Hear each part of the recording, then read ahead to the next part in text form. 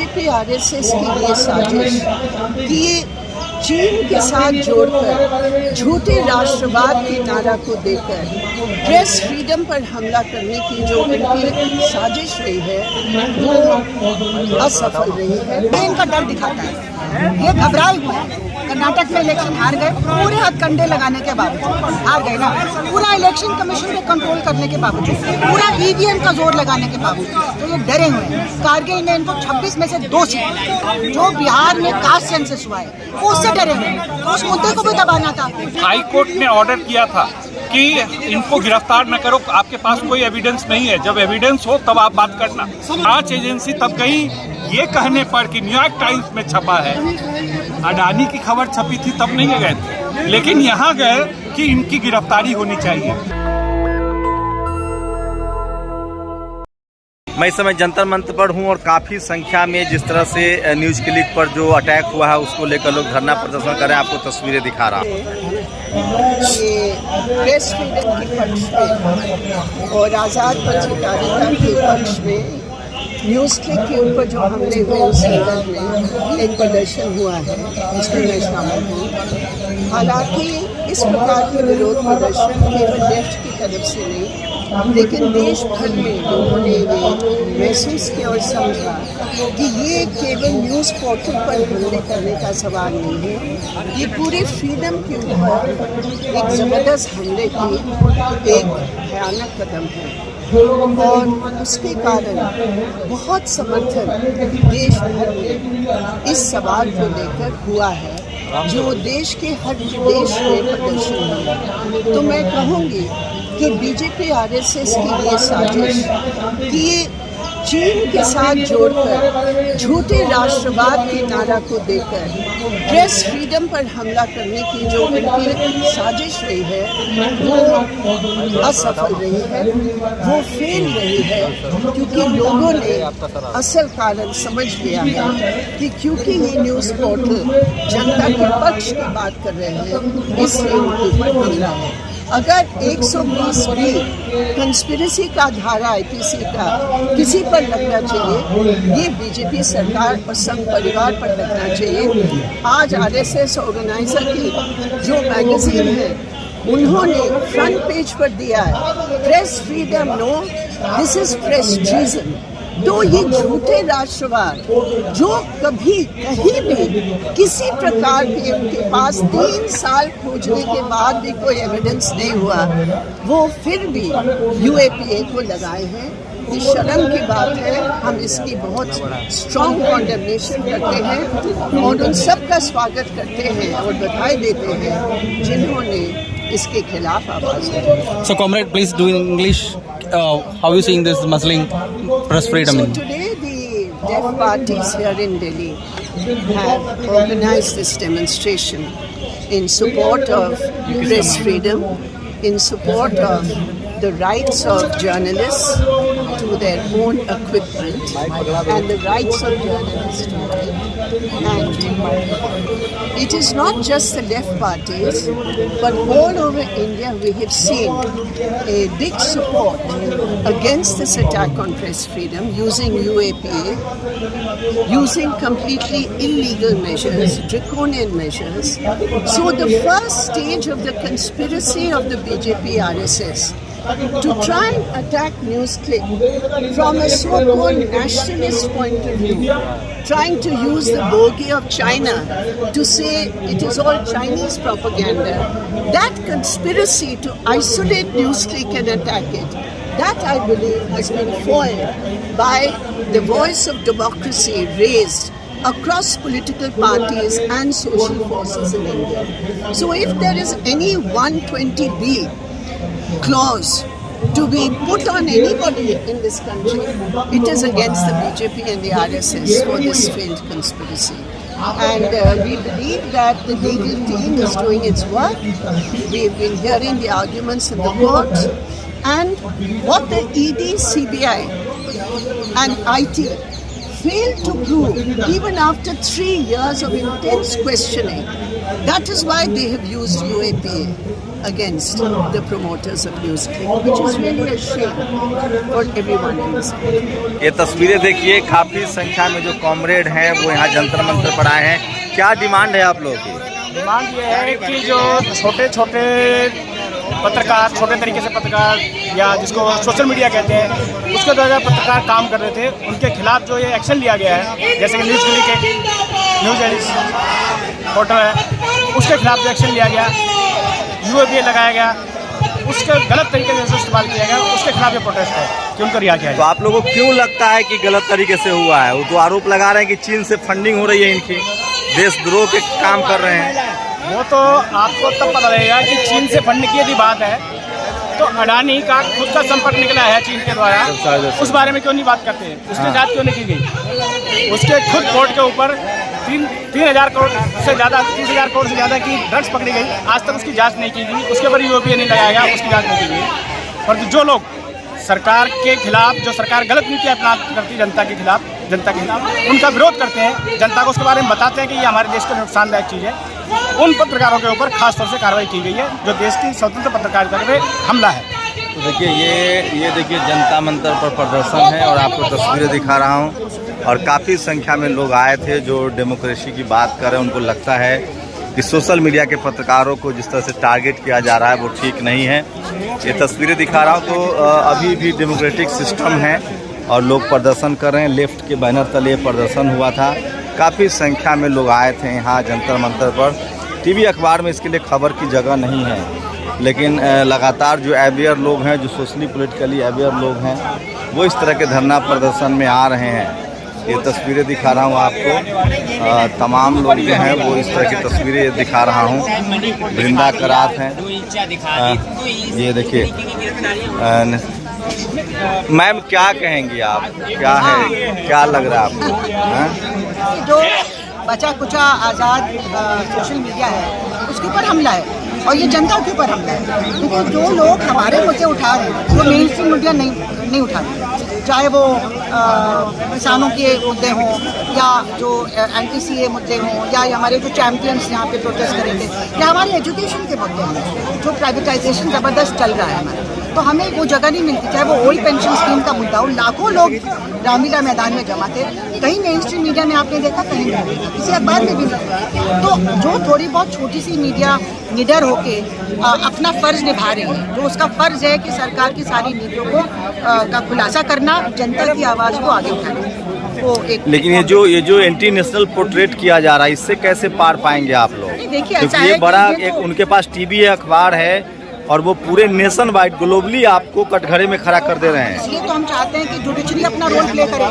Judiciary में हमको न्याय मिलना चाहिए कि अगर आप जो आरोप है, तो FIR की कॉपी नहीं दी इन्होंने, FIR की कॉपी देखी तो बिल्कुल हास्यास्पद है वो FIR, वो भी कोर्ट से लड़के लेना पड़ा FIR की कॉपी। UAPA लगाने का क्या मतलब है? UAPA लगाने का मतलब है कि आपको अपने आरोपों पर भरोसा नहीं है। आपने जो आरोप लगाए हैं, जो पहले आपने आरोप लगाए थे, आपको कोई भी सबूत नहीं मिला। पहले भी हुआ था, इसकी पहला रेट नहीं है। 56 घंटे आपने गुप्ता को क्वेश्चन किया था और आपने पूरी तहकीकात की थी, सारे उनके बुक्स, रजिस्टर सब देख लिया था, तब आपको कुछ नहीं मिला।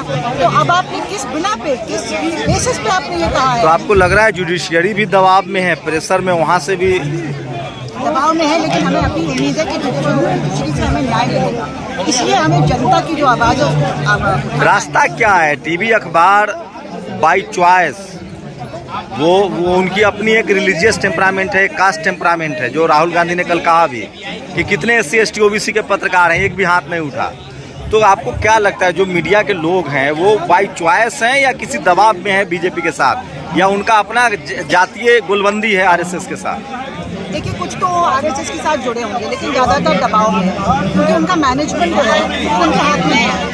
जो मैनेजमेंट है वो बड़े बड़े पूंजीवादियों के हाथ में, तो वो क्योंकि मोदी सरकार के साथ जुड़े हैं, उनके लिए मोदी सरकार जो नीतियाँ बनाती है ताकि वो और लूटमार कर सके, है ना, तो वो और वो डोनेशंस उनको मिलते हैं वहाँ से, ये इलेक्ट्रिक बॉन्ड्स के थ्रू पैसा मिलता है वहाँ से, तो वो जो कंट्रोल करते हैं। तो अगर कोई भी पत्रकार आउट ऑफ लाइन चला जाएगा तो उसको निकाल देंगे या उसको सेंसर कर देंगे। तो इसलिए दबाव ज़्यादा है, डर का माहौल ज़्यादा है, क्योंकि चाहे आप OBC हों, चाहे आप ना भी हो, चाहे आप अनरिजर्व कैटेगरी के भी हो, आपको वही बेरोजगारी और महंगाई से जूझना पड़ रहा है ना। आपके फायदे में तो सॉल्यूशन क्या है, क्या माना जाए? क्या आप लोग को लगता है कि अब डेमोक्रेसी मतलब इनका डर दिखाता है, ये घबराए हुए हैं। कर्नाटक में इलेक्शन हार गए, पूरे हथकंडे लगाने के बावजूद हार गए ना, पूरा इलेक्शन कमीशन पे कंट्रोल करने के बावजूद, पूरा ईवीएम का जोर लगाने के बावजूद, तो ये डरे हुए हैं। कारगिल में इनको 26 में से 2 सीट वो तो क्या कोई इतना वहाँ पे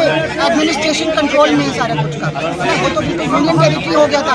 अब वो इलेक्शन पहली दफा हुआ तो वहाँ पे 2 सीट इनको मिली। इसी तरह से इनको डर है कि जो गठबंधन हुआ है उसकी वजह से इनका एंटी इनकम्बेंसी जो वोट है वो बटेगा नहीं और ये हारेंगे। तो इसका ये 4 राज्यों का चुनाव लगभग सब कुछ तय कर देगा, आपको ये लगता है? अभी जो 5 राज्यों में चुनाव होने हैं, 4 राज्यों में, वो सब कुछ तय कर देगा? कोशिश तो इनकी होगी, लेकिन ये डरे हुए हैं। और दूसरा ये है कि अभी इसी के तुरंत एक दिन पहले जो बिहार में कास्ट सेंसस हुआ है वो उससे डरे हुए हैं, तो उस मुद्दे को भी दबाना था। तो अब सारी बात अभी इस अरेस्ट की हो रही है, यहाँ पे अल्टीमेटली ये लोग बरी हो जाएंगे क्योंकि इन्होंने कोई भी गलत काम नहीं किया। लेकिन इस मुद्दे को भटकाने के लिए सॉल्यूशन क्या है मैम? सॉल्यूशन क्या है? सॉल्यूशन ये है कि हम और आप सड़क पे निकलते रहें और आप निडर होकर कवर करें, ये सॉल्यूशन है।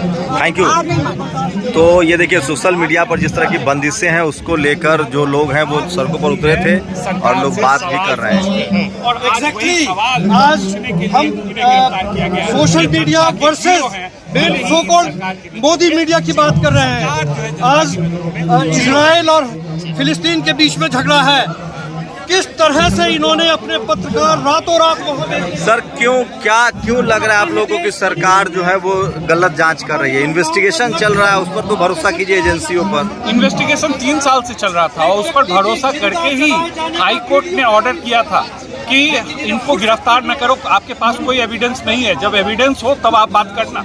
और ये सुनवाई जब संसद में न्यूयॉर्क टाइम्स के आधार पर हंगामा किया और अनुराग ठाकुर ने जब संसद में नहीं निशिकांत दुबे और अनुराग ठाकुर भी हैं उसमें शामिल हैं, जिन्होंने कहा कि इसके आधार पर उन पर कार्रवाई होनी चाहिए। उसके बाद दिल्ली पुलिस और ईडी दोनों ने हाई कोर्ट में कहा जांच एजेंसियों पर तो सर ये भी तो डेमोक्रेटिक सिस्टम है ना, जांच एजेंसियों पर तो भरोसा करेंगे ना, कोर्ट पर तो भरोसा करेंगे। यही बताना चाह रहा हूँ कि जांच एजेंसी तब गई ये कहने पर कि न्यूयॉर्क टाइम्स में छपा है, अडानी की खबर छपी थी तब नहीं गए थे, लेकिन यहाँ गए कि इनकी गिरफ्तारी होनी चाहिए।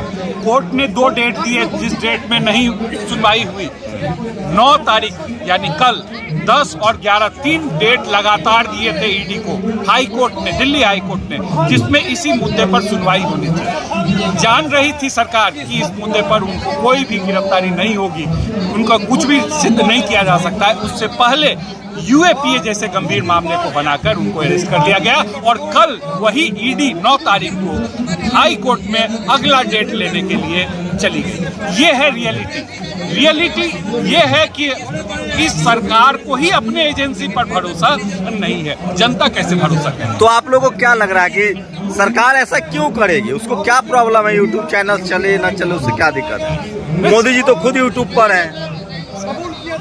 देखो हमें अभी एक साथी ने हमसे पूछा, यही बात पूछी, पत्रकारिता पर हमला नहीं है, ना ही ये किसी एक या 2 ट्यूब पर हमला है। आप अगर ध्यान करो तो ये हमला सवाल पूछने वालों से, और उन सवाल पूछने वाले पत्रकारों में लिस्ट आप देख लीजिए, उर्मिलेश आपको वो सवाल पूछते हुए, जेन्युइन सवाल पूछते हुए दिखाई देंगे।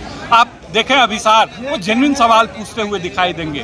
ये उस मीडिया के कोई कर्मी भी नहीं थे, न्यूज़ क्लिक से उनका किसी भी तरह का संबंध नहीं था कि वो उसके एम्प्लॉय भी हो, किसी भी तरह के फाइनेंशियल डील में हो, लेकिन उनके खिलाफ क्या कार्रवाई? अभिसार ने काम किया है न्यूज़ क्लिक के साथ। मैं क्या कह रहा हूँ, वो उर्मिलेश भी उसके लिए ये सब लोग काम कर रहे हैं उसके साथ, लेकिन न्यूज़ क्लिक के लिए काम नहीं कर रहे। वो उसको वीडियो, एक है कि आप उसके एम्प्लॉय, दूसरा है कि उस प्लेटफॉर्म का आप इस्तेमाल कर रहे हैं। प्लेटफॉर्म का इस्तेमाल कर रहे हैं, न कि उसके एम्प्लॉई। उनके फाइनेंशियल लेन देन में न्यूज जो आरोप ईडी का है उसमें भी इन लोगों का कहीं भी कोई नाम। तो आप लोग को लग रहा है ये सब सरकार करवा रही है, एजेंसी का कोई लेना देना नहीं है? बिल्कुल 101% सरकार के निर्देश पर एजेंसियां करवा रही हैं। तो क्या करेंगे अब आप लोग? जनता में जाएंगे, जा रहे हैं। पूरे देश में कम से कम सैकड़ों जगहों पर इन पिछले 5 दिनों में प्रदर्शन हुए हैं। न सिर्फ पत्रकार आ रहे हैं बल्कि आम जनता। दिल्ली में ही 13 जगहों पर 8 तारीख को अलग अलग इलाकों में प्रदर्शन हुए। आज यहाँ है, फिर 14 तारीख को दोस्ती का कार्यक्रम है जिसमें तमाम जो हमले हो रहे हैं उन तमाम लोगों को हम लोग बुला रहे हैं, जिस प्लेटफॉर्म पर हम बात रखेंगे। ये एक लगातार चलने वाली लड़ाई है। 2014 में जब तक ये सरकार नहीं बदलती है तब तक इन एजेंसियों की भूमिका भी नहीं बदलेगी। तो असल तो आपको लगता है कि ईडी, सीबीआई, इनकम टैक्स और ये सब जुडिशियरी सब दबाव में है? लगता नहीं है, बहुत बड़ा आरोप लगा रहे हैं। लगता नहीं है, बल्कि इनके एजेंसी जो है इनके इशारों पर ही चल रहे हैं। और एक पूरी तो क्या जो एजेंसी, तो ये तो ऑटोनॉमस है, ये तो सब इंस्टीट्यूशन है। ऑटोनॉमस कोई इंस्टीट्यूट नहीं है। और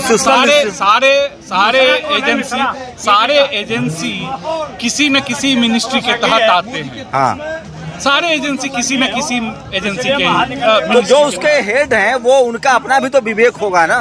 उसी विवेक पर हम सवाल खड़े कर रहे हैं। उसी विवेक पर हम सवाल खड़े कर रहे हैं। चलिए, ये भी डेमोक्रेटिक राइट है, पब्लिक को सवाल पूछने का भी हक है। अगर सरकार को जांच कराने का हक है तो पब्लिक को भी डेमोक्रेटिक राइट्स है कि वो पूछे। और ये तमाम तस्वीरें दिखा रहा हूँ कि जिस तरह से कुछ पत्रकारों पर अटैक हुए हैं, उनको अरेस्टिंग हुई है, उसको लेकर ये तस्वीरें दिखा रहा हूँ मैं आपको। हाँ। युद्ध विभीषण लाती है, किसी भी जनता के लिए युद्ध बेहतर परिणाम नहीं लाता है। तो हम युद्ध के पक्ष में नहीं है और हम हमेशा से भारत की जनता, फिलिस्तीन की जनता का समर्थन करती रही है। हमें वो स्टैंड जारी रखना चाहिए। इजराइल परस्त होना भारत की विदेश नीति में एक परिवर्तन है जो नहीं होना चाहिए था। ये एक सर्वसम्मत विदेश नीति से हटना है, इसका हम समर्थन नहीं करते। तो ये तस्वीरें दिखा रहा था मैं देश की राजधानी दिल्ली में संसद के पास जंतर मंतर पर जिस तरह से सोशल मीडिया के पत्रकारों को टारगेट किया जा रहा है, उसके खिलाफ एक बड़ा धरना का आयोजन हुआ था। शंभू कुमार सिंह, नेशनल दस्तक, जंतर मंतर, दिल्ली। नेशनल दस्तक की आपसे गुजारिश है कि अगर इसको बचाना चाहते हैं तो नेशनल दस्तक को सब्सक्राइब करने के लिए रेड कलर के सब्सक्राइब बटन को दबाएं, फिर बेल आइकन की घंटी दबाएं। नेशनल दस्तक को बचाने के लिए बहुत जरूरी है कि हर खबर को शेयर करें, लाइक करें, कमेंट जरूर करें।